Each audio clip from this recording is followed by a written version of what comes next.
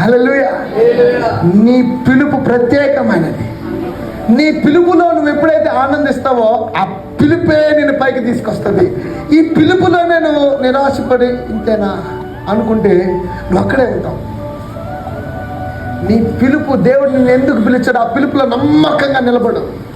ఆ పిలుపులో నేను సేవకునిగా, సంఘ కాపరిగా పిలిచాడా, ఆ కాపరత్వంలో నమ్మకంగా ఉంటావు. ఏ గొర్రె చెదిరిపోయినా ఆ గొర్రె మీద ప్రత్యేకమైన శ్రద్ధ తీసుకొని వెళ్ళి ఆ పూటకుండలో ఇంటి దగ్గరికి ఏ విధంగా అయితే ఆ మంచి సమరుడు వెళ్ళి వానికి గాయకులు కట్టి తీసుకొచ్చుకున్నాడో ఆ విధంగా నువ్వు ఒక మంచి సేవకునిగా, ఒక మంచి కాపరిగా నీవు నీ ఇర్మియా గ్రంథంలో ఒకటి ఉంటుంది, కాపరులే వర్ధిల్లకు ఉన్నారంట. చూడండి ఆ మాట, ఇర్మియా గ్రంథము 10:21. 10:21. కాపరులు పశుప్రాయులై యెహోవా యొద్ద విచారణ చేయరు గనుక వారే వర్ధిల్లుగా ఉన్నారు. ఎంత మాట చాలు.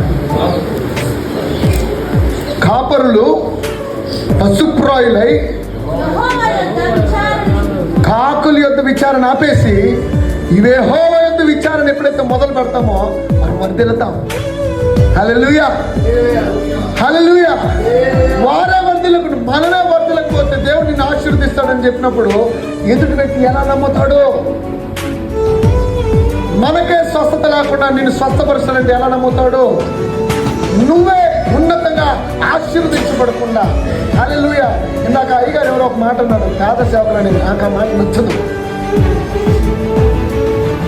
హల్లెలూయా. I don't like that word. నేను నా మాట నచ్చను.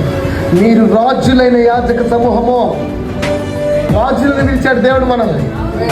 హల్లెలూయా. రాజులు నువ్వు రాజులైన యాజక సమూహంలో చేర్చబడిన వ్యక్తి అయితే ఈ రాజరిక అభిషేకాన్ని నువ్వు మెయింటైన్ చేయాలంటే కోట్లు వేసుకుంటే రాజరిక అభిషేకం వచ్చేది. హల్లెలూయా. అందరూ కోట్లు చూస్తాడు, కోట్ అనుకున్న లోట్లు ఎవడు చూడు. హల్లెలూయా. కోట్లు అందరూ చూస్తారు, కోట్లు అనుకున్న లోట్లు ఎవరికి తెలియదు. ఎంత ప్రయాసం, ఎంత నలగాలో ఇవి. హల్లెలూయా. విశ్వాసులకు వాక్యం చెప్పడం చాలా సులభం, సేవకులు వాక్యం చెప్పాలంటే ఎంత నలగాలండి ఇవి. హల్లెలూయా, హల్లెలూయా. దేవుడు నీ కోటు తెలుసు, నీ నోటు తెలుసు. హల్లెలూయా, హల్లెలూయా. నీ పిలుపులో నమ్మకం ఉంటే ఈ పిలుపు ఏం చేస్తుందంటే నిన్ను వర్ధిల్లింప చేస్తుంది. హల్లెలూయా. యెహోషువ గ్రంథంలో 3వ అధ్యాయంలో అనుకుంటా, యాజకులు మందసాన్ని మోసుకుంటూ వెళ్ళినప్పుడు వారి అరకాలు ఎక్కడ దిగిదాయి? నీళ్ళల్లో దిగుతానే, యోర్దాను దిగుతానే. హల్లెలూయా. మందసం లేకుండా యాజకుడు కాలు పెట్టి ఏం జరగదు. యాజకుడికి అంత శక్తి ఎప్పుడు వచ్చింది? మందసం. హల్లెలూయా. యాజకుడు సిలువనెత్తుకుని మోసినట్లుగా ప్రతిరోజు మందసాన్ని మోయాలి.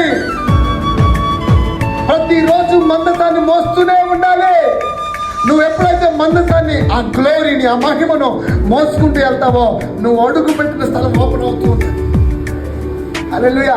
నీ ఆటంకాలన్నీ తొలగిపోతూ ఉంటాయి. నువ్వు అడుగు పెట్టినప్పుడు ఎరుకో కావచ్చు, నువ్వు అడుగు పెట్టినప్పుడు యోర్దాను కావచ్చు, నువ్వు అడుగు పెట్టినప్పుడు ఎర్ర సముద్రం అయినా అది 2 పాయలుగా చీలిపోతే నీకు దారిని ఇస్తుంది. హల్లెలూయా. అయితే నీ చేతులు ఏముండాలి? మందసములో 3 ఉపకరణాలు. అహరోను చేతికర్ర, చిగురించిన అహరోను చేతికర్ర, మన్నా గల బంగారు పాత్ర. హెబ్రీ 9:4 ఈ మాటలు ఉంటాయి. హెబ్రీ 9:4 ఈ మాటలు ఉంటాయి. అవునా? ఇవి ఎప్పుడైతే కొత్త నిబంధన మందసంలో 3 ఉపకరణాలు ఉండాలి సేవకునికి. 1 ప్రార్థన, 2 ఆరాధన, 3 వాక్యం.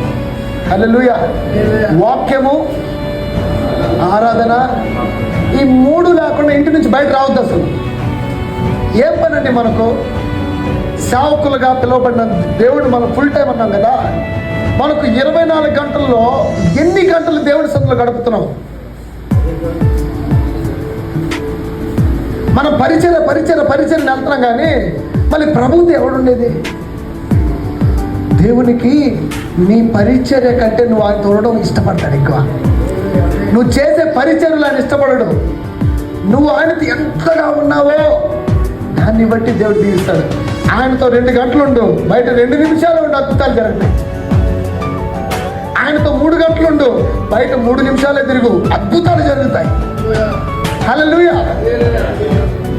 మనం లోపల తక్కువసేపు, బయట ఎక్కువసేపు, కాబట్టి ఏమి జరగవు. లోపల మండాల. హల్లెలూయా, హల్లెలూయా. నేనేమనుకుంటానంటే ఈ మందిరాన్ని ఒక పొయ్యి, ఏంటిది పొయ్యి, మనందరం కట్టులుగా వచ్చిన లోపలికి దేవుడు అగ్నిని కుమ్మరించి రగలుస్తాడు. దగ్గ మనం ఎలా ఉండాలంటే మండుచూ ఉండాలి. యోహాను గురించిన సాక్ష్యం ఏంటిది? అతడు మండుచూ ప్రకాశించాడు.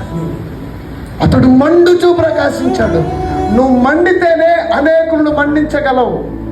నీవే ఆరిపోతే, మనమే ఆరిపోతే ఇంకెవరిని వెలిగిస్తాం? హల్లెలూయా. నీవు వెలుగైతేనే అనేకులకు వెలుగుగా ఉండగలవు. నీవు ఉప్పు అయితేనే అనేకులకు ఉప్పుగా ఉండగలవు. ఫస్ట్ చెప్పే నీవు నేనే ఆ సారమును పొందుకో. హల్లెలూయా. మనమే ఉప్పుగా. ప్రేమ మనలో ఏముండాలి? ప్రేమ. ఈ లోకంలో ప్రేమ అంటే 2 అక్షరాలు. ప్రే అంటే ప్రేమించడం, మా అంటే మర్చిపోవడం. ఏంది? ప్రే అంటే ప్రేమించి, మా అంటే మర్చిపోవడం. అదే ప్రేమకున్న డెఫినేషన్ ఈ లోకంలో. కానీ యేసే ప్రేమ, ప్రే అంటే ప్రేమించి, మా అంటే మరణించి తిరిగి లేచిన ప్రేమ. హల్లెలూయా. ఈ ప్రేమను కలిగి సేవకులు సేవకుల మధ్య ఒకరినొకరి మధ్య ప్రేమ కలిగి ఉండాలి. ఈరోజు నాకు అయ్యగారు చెప్తా, అందరినీ ప్రేమిస్తాను, నేను ప్రేమిస్తున్నాను అంటున్నాడు.